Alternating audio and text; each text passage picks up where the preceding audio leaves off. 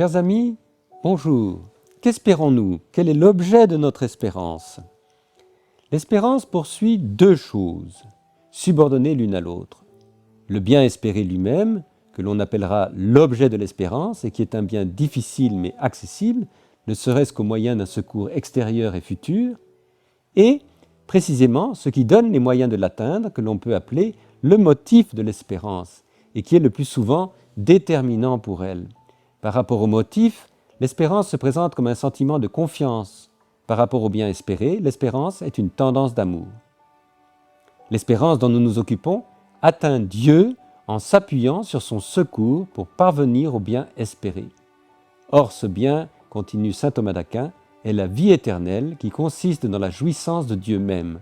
On ne peut en effet espérer de Dieu un bien qui soit moindre que lui, puisque sa bonté, par laquelle il communique ses biens à la créature, n'est pas moindre que son essence.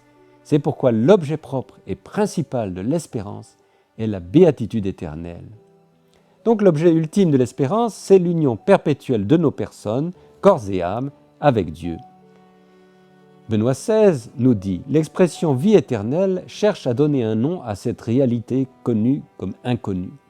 Nous pouvons seulement chercher à sortir par la pensée de la temporalité dont nous sommes prisonniers et encore, en quelque sorte, prévoir que l'éternité n'est pas une succession continue des jours du calendrier, mais quelque chose comme le moment rempli de satisfaction, dans lequel la totalité nous embrasse et dans lequel nous embrassons la totalité.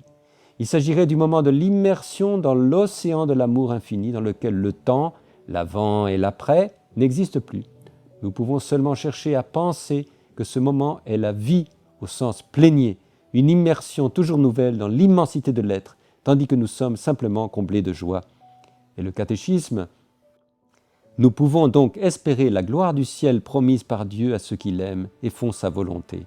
En toutes circonstances, chacun doit espérer avec la grâce de Dieu, persévérer jusqu'à la fin et obtenir la joie du ciel, comme l'éternelle récompense de Dieu pour les bonnes œuvres accomplies avec la grâce du Christ. Dans l'espérance, l'Église prie pour que tous les hommes soient sauvés. Elle aspire à être dans la gloire du ciel unie au Christ, son époux. À la fin des temps, le royaume de Dieu arrivera à sa plénitude. Après le jugement universel, les justes régneront pour toujours avec le Christ, glorifiés en corps et en âme, et l'univers lui-même sera renouvelé. Dans cet univers nouveau de l'Apocalypse, la Jérusalem céleste, Dieu aura sa demeure parmi les hommes. Il essuiera toute larme de leurs yeux. De mort, il n'y en aura plus. De pleurs, de cris, de peine, il n'y en aura plus, car l'ancien monde s'en est allé. La vision béatifique, dans laquelle Dieu s'ouvrira de façon inépuisable aux élus, sera la source intarissable de bonheur, de paix et de communion mutuelle. C'était des citations du catéchisme. Alors, après cet objet ultime, il y a l'objet intermédiaire, le motif de l'espérance. C'est le secours divin tout-puissant et miséricordieux. J'attends Dieu, mais je l'attends de Dieu. Impossible de demeurer fidèle sans ce moyen qu'est la grâce secourable. Elle aussi est donc objet de l'espérance. Le chrétien qui espère le face-à-face dans le ciel espère de la même manière et en même temps le secours divin sur la terre afin qu'il continue d'espérer. Il recommande à Dieu cette grâce sanctifiante que le baptême lui a donnée et il invoque la miséricorde pour que des grâces de toutes sortes viennent la nourrir jusqu'au bout du chemin, dans un perpétuel progrès, dans une tension jamais ralentie vers l'éternelle béatitude. Dans l'espérance théologale, tout vient de Dieu. Tel est le motif de l'espérance en Dieu. L'espérance attend Dieu de Dieu même. Ce serait une erreur et une faute de croire qu'on peut par ses propres efforts ou avec l'aide d'autres hommes acquérir le bonheur suprême en dehors d'un don consenti par Dieu. L'espérance comporte comme deux faces, le recto et le verso. Le recto, c'est la marche confiante vers Dieu expérimentée comme un élan dynamique.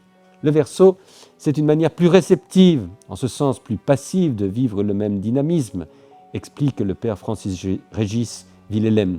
Dans le premier cas, précise le père Marie-Eugène, l'espérance saisit l'objet en se portant vers lui. Dans le deuxième, elle l'obtient plus efficacement peut-être en l'attirant à elle par ses gémissements et ses aspirations. Dieu agrée tellement l'espérance d'une âme qui sans cesse est tournée vers lui, sans jamais abaisser ses yeux vers un autre objet, nous dit sainte Thérèse de Lisieux, qu'on peut bien dire d'elle avec vérité, elle obtient autant qu'elle en espère, formule de saint Jean de la Croix d'ailleurs. Par ailleurs, l'espérance admet comme objet secondaire tout ce qui nous rapproche de la béatitude, et dans la ligne de son motif, elle admet des appuis secondaires, instruments de la toute-puissance secourable, les mérites du Christ, ceux de la Sainte Vierge et des saints, ainsi que leurs prières.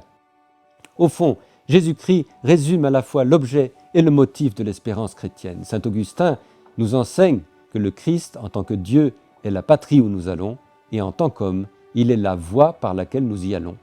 Le Christ se manifeste dans et par l'Église, par ailleurs, parce qu'elle est l'universel moyen de salut, elle est aussi, avec le Christ, notre espérance, expliquait le Père Jean-Hervé Nicolas. L'espérance vise donc le salut, le bonheur éternel. Peut-on situer ce dernier au sein des autres réalités dernières?